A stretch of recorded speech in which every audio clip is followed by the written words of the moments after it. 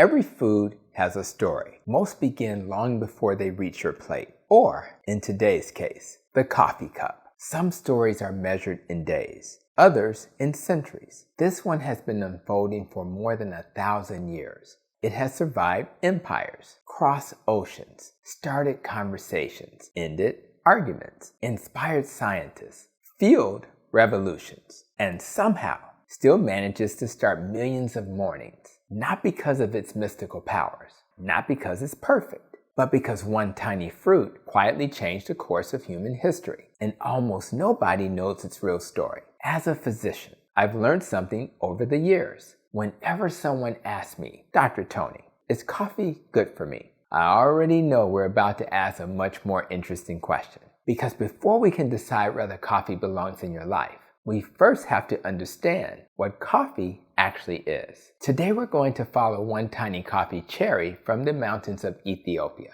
across continents, through history, into your coffee mug, and eventually into one of the most fascinating places it will ever travel, you. Welcome to Food Under the Microscope. The journey begins nearly 1,000 years ago, high in the cool mountains of Ethiopia. There, growing quietly beneath the shade of taller trees, is a small evergreen plant producing clusters of bright red fruit. Not beans, fruit. If you picked one from the branch, you'd discover a thin, sweet pulp wrapped around two pale green seeds. Those seeds would eventually become coffee. But not yet. According to legend, a young goat herder named Kaldi noticed something unusual after his goats wandered into these trees. Instead of settling down for the evening, they became unusually energetic. Now, picture goats bouncing around the hillside like they just discovered espresso shots. Now, whether Kaldi actually existed is still debated. As to be expected, the story probably grew with time. But the birthplace of coffee almost certainly did not. Everything points back to these Ethiopian highlands. And here's what's remarkable. For generations, people weren't brewing coffee. Some ate the fruit. Others mixed the crushed cherries with animal fat to create portable energy balls. Something that sounds surprisingly modern if you've ever seen today's energy bites. Coffee wasn't born in a mug. It was born as food. Our little coffee cherry had no idea what was coming next. Soon it would cross the Red Sea into Yemen, where someone would make a discovery so important it would change mornings forever. So, our little coffee cherry has now left Ethiopia, packed onto trading routes crossing the Red Sea. It arrives in Yemen, and this is where history takes a remarkable turn. Someone looks at those pale green seeds and has an unusual idea. What if we roasted them? Now, I have no idea who that person was, but I'd love to shake their hand because they accidentally discovered one of the greatest flavor transformations in culinary history.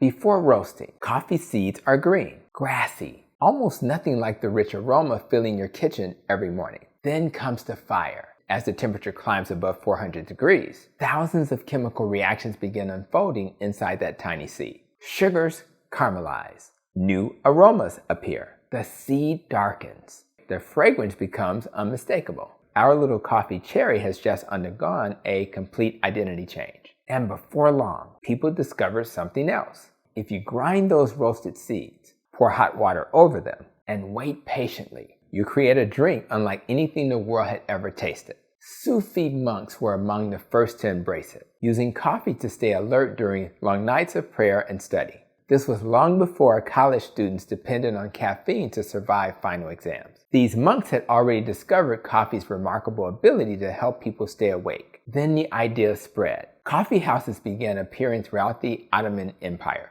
These weren't just places to buy a drink. They were places to exchange ideas. Imagine a room filled with merchants, scientists, artists, poets, musicians, and philosophers. Think of them as the original social network. Except if someone disagreed with you, they actually had to say it to your face. Coffee wasn't simply being served. Ideas were. And ideas can change the world. Before long, those ideas crossed into Europe. And that's when one little coffee seed stopped changing mornings and started changing history.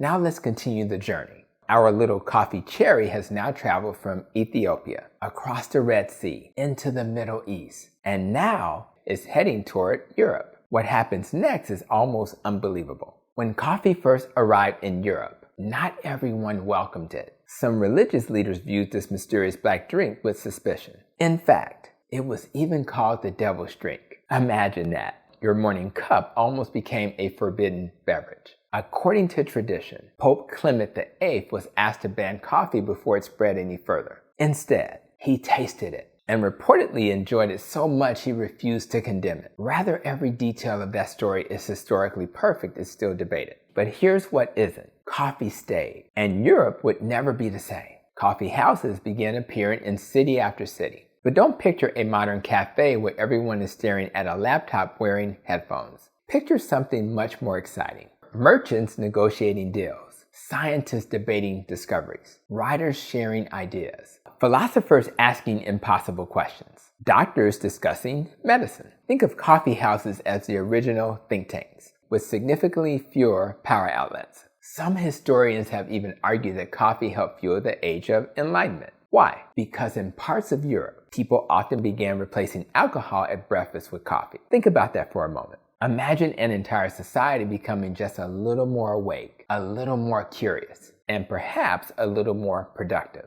Can we prove coffee caused the Enlightenment? No. History is never that simple. But it certainly became the drink of people exchanging ideas. Then, our little coffee cherry crossed the Atlantic. In 1773, the Boston Tea Party changed more than politics. Tea suddenly became a symbol of British rule. Coffee became a symbol of independence. One protest in Boston helped reshape what Americans poured into their cups every morning. Not bad for a little fruit from the mountains of Ethiopia. By now, coffee has transformed history. The next question is even more fascinating. What transformed coffee? Because before it could change the world, fire had to change it first. By now, our little coffee cherry has survived mountain storms, crossed continents, escaped being outlawed, and helped change civilization. But here's the funny part. After all of that, most of us still think we know what's in a cup of coffee. Caffeine. That's usually the entire answer. Except it isn't. Not even close. Scientists have identified more than 1,000 different chemical compounds inside roasted coffee. 1,000. Think about that. A tiny seed, smaller than the tip of your thumb, contains one of the most chemically complex mixtures found in any beverage we drink on a regular basis. Honestly, coffee has been overachieving for centuries. Caffeine may be the celebrity, but it's surrounded by an incredible supporting cast. There are chlorogenic acids, natural polyphenols that scientists believe contribute to many of coffee's health associations. There are melanodins, created during roasting, that give coffee much of its rich brown color, while also behaving like antioxidants and even feeding certain beneficial gut bacteria. Then there are two compounds with names that sound more like Harry Potter professors than coffee ingredients: caffeine and kawiol. Here's where things get interesting. In laboratory studies, these compounds show promising biological activity, but they can also raise LDL cholesterol, which can raise concerns, especially if you're not part of the low-carb community. And before those who care throw their French press into the recycling bin, there's one very important detail.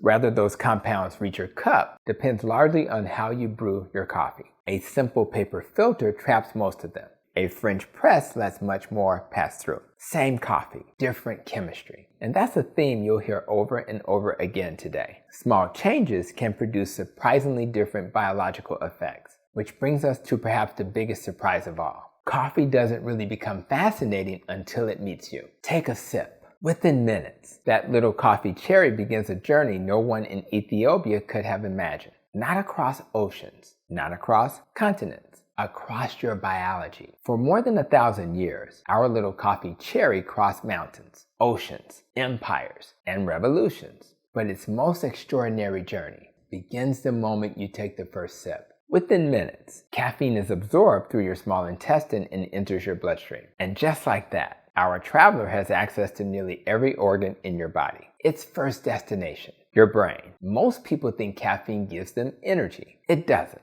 It does something far more clever. Throughout the day, your brain slowly builds a chemical called adenosine. Think of adenosine as your brain's hourglass. The longer you've been awake, the more sand collects, the heavier your eyelids begin to feel.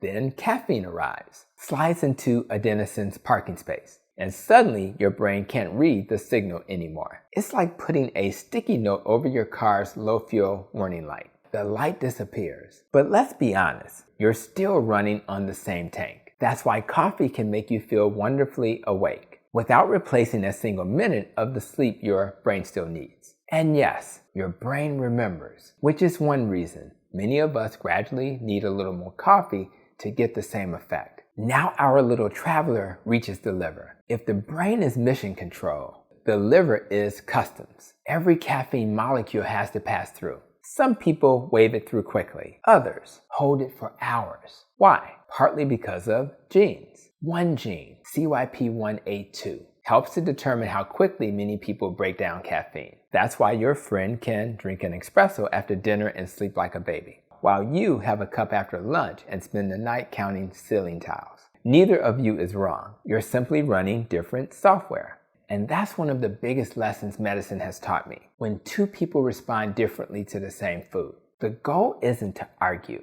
The goal is to get curious, because your biology is telling you something. The question is, are you listening? So now we know why coffee can feel completely different from one person to the next. But here's the question millions of people really want answered. After everything scientists have learned, should you actually drink it? So after thousands of studies, hundreds of years of debate, and one unforgettable journey from an Ethiopia mountainside to your morning mug, what have we actually learned? Surprisingly, the answer isn't as complicated as you might think. The first lesson, coffee is not a miracle. If you're sleeping 4 hours at night, living on ultra-processed food, never exercising, and hoping coffee will rescue your health, it won't. Coffee can amplify good habits. It cannot replace them. The second lesson, coffee is not the villain it was once made out to be. For years, many people believed coffee damaged the heart, caused cancer, and should be avoided altogether. Today's evidence paints a much more encouraging picture. For many people, moderate coffee consumption is associated with better liver health, a lower risk of developing type 2 diabetes, and a reduced risk of Parkinson's disease. Large population studies have also linked moderate coffee intake with a lower risk of dying during the study period. That's impressive. But notice the words I keep using, associated with, not proven to cause. Science is strongest when it admits what it doesn't yet know. The third lesson, details matter. A paper filtered coffee and a French press are both coffee, but they aren't identical. Remember Capstol and Kawiol?